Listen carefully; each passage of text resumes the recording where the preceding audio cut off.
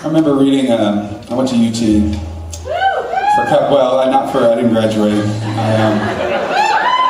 I had ambitious goals, and I was planning on graduating, and I went to talk to my humanities professor, because at that point, I thought I was going to write about music. I was a musicology major after flirting with pre-law for about a half a second. And I told her that I was going to, I had this tour, my first national tour, and I said, I went in there and I said, listen, I have a chance to go tour the country. I gotta do it. It's like such a cool opportunity. I'm gonna play New York City and Chicago. And she's like, yeah, you totally gotta do that. I'm gonna come back when I'm done. And she's like, yeah, no, that's great. You can totally re-enroll when you get back. I'm like, awesome. That was like 27 years ago. And I have honestly been meaning to re-enroll. But it's amazing, just as you revisit the same places you've been to, how you get a different perspective on the things that you thought you knew from a different perspective. Yeah?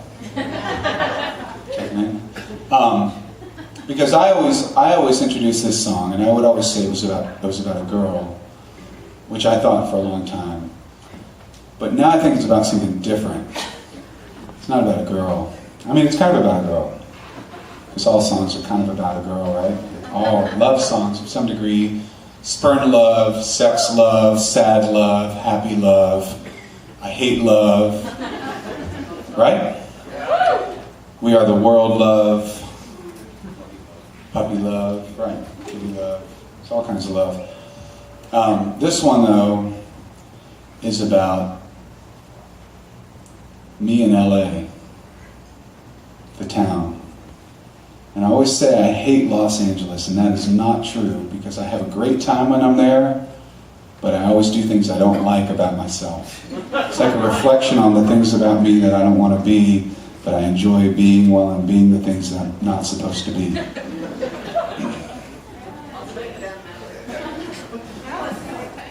So the first time I played LA, I says this is Christmas time, it's story time, so you guys forgive me. I'll personally repay you for your entrance admission if I'm too talkative tonight. First time I played LA, I was 19 years old, and I booked a show at the China Club in Los Angeles, and we called all of our friends ahead of time, and we had these, so being from Austin, the first band we knew that were famous was this guy. There used to be a band called the Big Boys, and they went out and they were called, oh crap, I'm gonna forget the name. Junkyard. Junkyard, thank you. Junkyard, exactly, Junkyard. Chris Gates from the Big Boys and David from the Torpedoes, and they were, Junkyard was basically like, so punk rock died for a second, and it became metal for a second. It was this weird time in music. And they were like kind of a punk metal band. I didn't give a shit, to be quite frank. I mean, I was just psyched that these were guys that I knew that were older than me, and they actually talked to me, and they were on MTV. So we played a show, and after the show, there was an after, I don't even remember the show, because I was just so psyched to hang out with these guys, because they were old, you know the deal, right? And so the downstairs is like this secret bar, and I still remember walking through the doorway, and there was this guy in the doorway, and then there were just titties everywhere. That's pretty much my perception of that night. Sorry. Is it wrong to be sexy? It's all right. Sexist. Exactly, thank you. Reference point noted. Yes. And so anyhow, I walked in, and these, the Junkyard guys were hanging out with all the chicks. It's like a rock and roll video, and I mean, nothing happened that night, but it was really exciting, and I just remember, so we all go back to our hotel room. My bass player had booked us because he was older, so he books us in the Saharan Hotel. No, that's a place we gotta stay there. It's awesome. We're gonna love it. We're gonna stay at the Saharan Hotel. Cool, Ronnie, awesome, because you're older than you know all this stuff. Killer. So we get back to the hotel, and there's three of us. Of course, there are no girls with us at this point, because they went with the Junkyard guys. And we're just by ourselves, and there's three of us, two beds, and we're trying to kind of make the best of the night. Going to sleep. And in the hotel room next to us, as we're kind of sitting there, I started to hear these people having sex. I don't know about y'all, but it's like you can't, right? This is one of those truths. You can't not listen. And so you're kind of like trying to interpret. It's like a monkey thing. It's like you're trying to interpret what's happening over there. And so they do it for a while, and then they stop, and then they do it again. But it's not like a logical start and stop thing where there's the ebb and flow of a series of waves. It's like just kind of like very methodical, like square wave stop, and it doesn't make sense. And so after about a half an hour, 45 minutes, Ronnie goes, "I'm gonna go check and see what's going on." And he comes back and goes, "You guys have got to come over here." So all three of us, me and Viegas and Ronnie, go next door, and sure enough, they're filming a porno movie next door.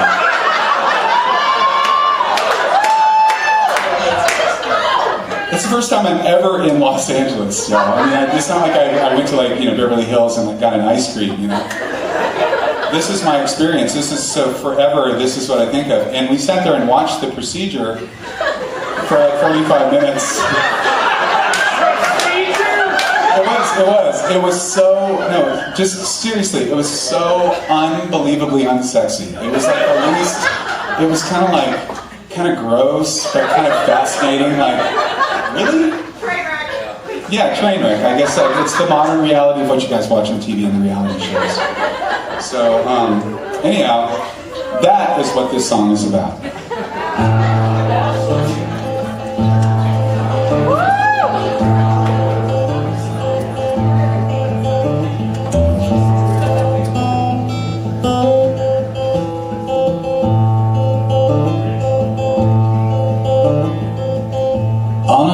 She's divine, that angel you trim, but she don't seem to mind the life in her eyes that let you down.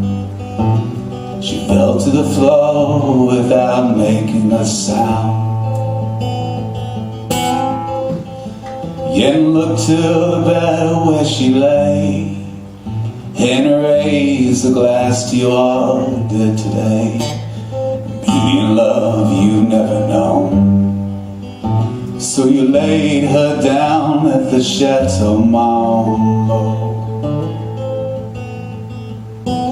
Oh, Angeline, oh, Angeline. Well, then you'll never know all the trouble I've seen.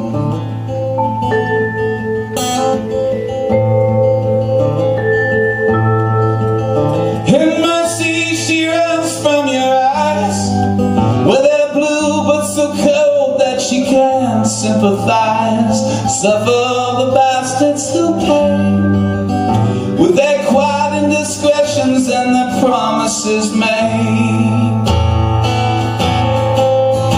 Oh, Angeline, oh, Angeline, well, then you'll never know all the trouble I've seen.